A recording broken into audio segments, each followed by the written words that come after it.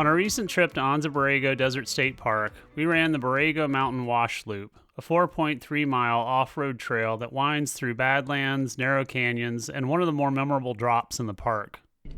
In this video, I'll walk you through the route the way we experienced it, what we saw, what to expect, and a few things we learned along the way. Anza-Borrego is California's largest desert state park, and every time we're out there, it feels like stepping onto another planet.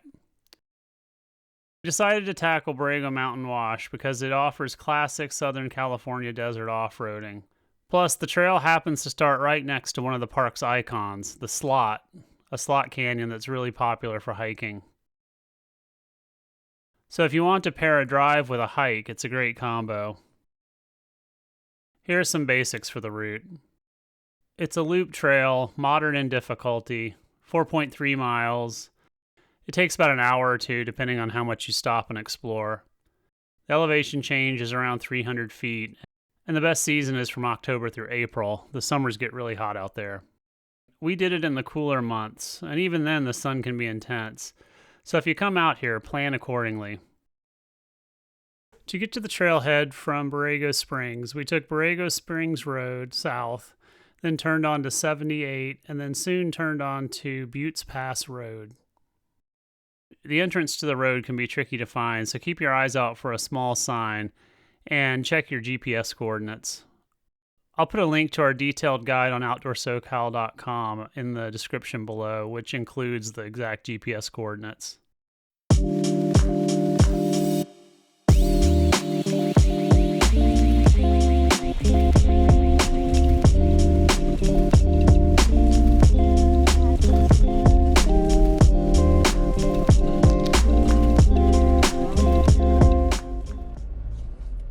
Hey, how's it going?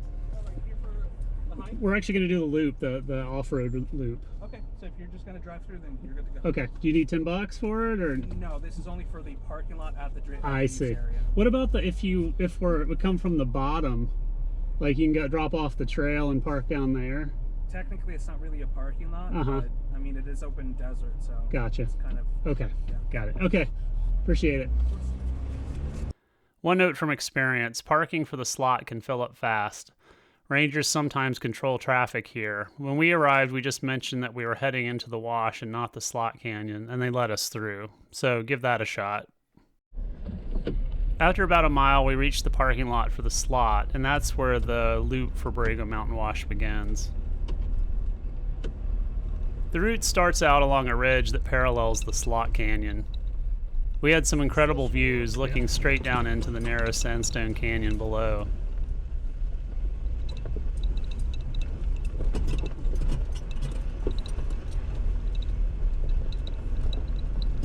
Here's the slot.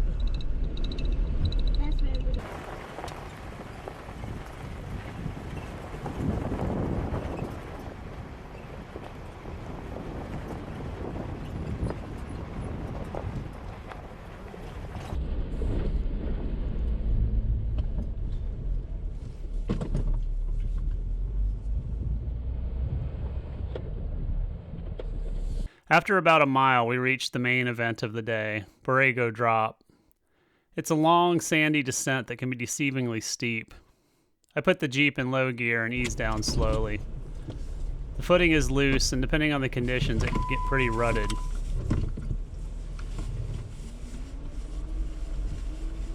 I wonder when they were coming down here if they were like, oh. They might have like... So steep. It's soft. Yeah, it's very soft. I think that's the big challenge is how soft it is. We watched a two-wheel drive vehicle struggle on this section with multiple attempts at climbing the hill. Eventually another driver had to tow them out. Definitely bring a high clearance four-wheel drive if you plan to climb back up. I guess we could pull off and let that guy come up.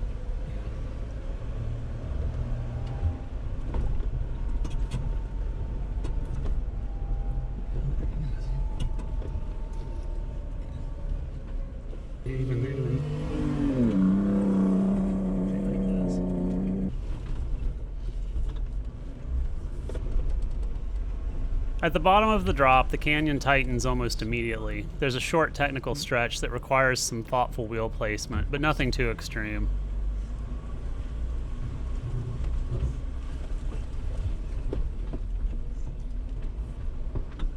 Yeah, well, they can't come this way. He could. He would just have to go slow. I mean, he has clearance, it just doesn't have traction. Like that shouldn't be too much of a problem for him. But his car is so shiny. Yeah.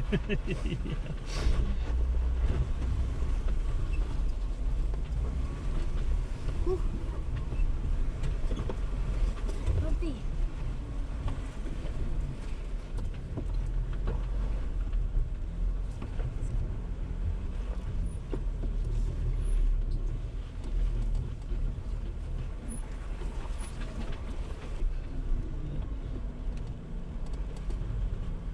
A few minutes later, on our right, we spotted the Borrego Mountain Wind Caves.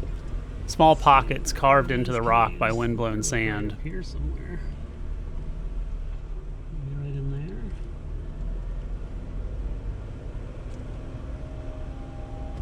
Try parking right here. We could tar park and then just walk up and look.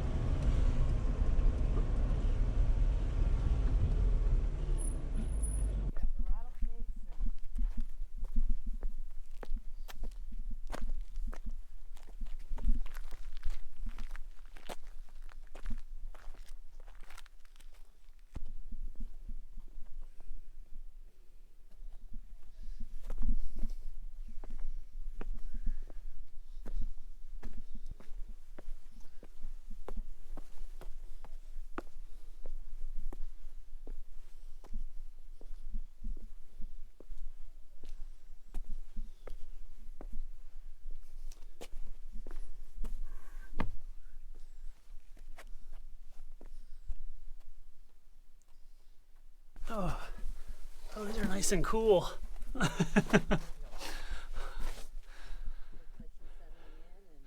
Just enough to shelter in here. You could sleep right here. Yeah, it's like a... Throw a mat down. It wouldn't be a bad place to take a nap. Especially given how warm it is. From the wind caves, we continued north. Eventually, the canyon widens into a broader wash. Going in there. We drove until we reached Borrego Sink Wash, which skirts the northeast side of West Butte, the big peak that anchors this loop. We hung a right here and followed the wash for about 1.7 miles. Somewhere along this stretch is an easy-to-miss spur heading south into Butte's Pass. GPS can come in handy here. We might have sailed right past it otherwise. Yeah, it's up there.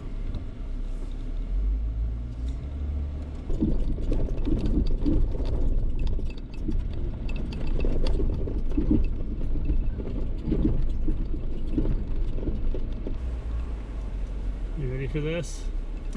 This is going to be interesting, actually.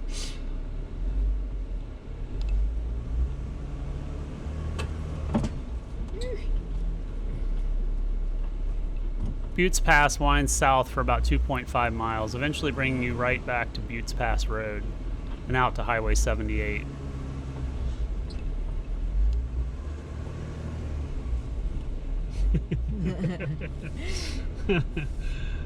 On this trip, we didn't camp along the route, but if you want to turn it into an overnight, dispersed camping is allowed through much of the park.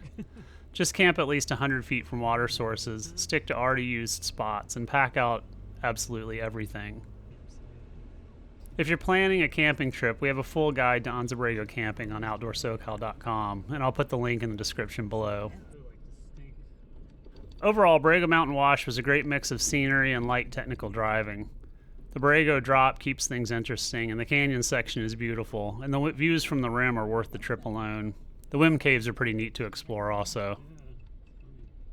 If you're visiting Anza-Borrego, this is a fun half-day adventure and a great way to experience the park's rugged terrain. If you want more information on trail guides and outdoor adventures in Southern California, remember to hit like and subscribe. See you on the next adventure.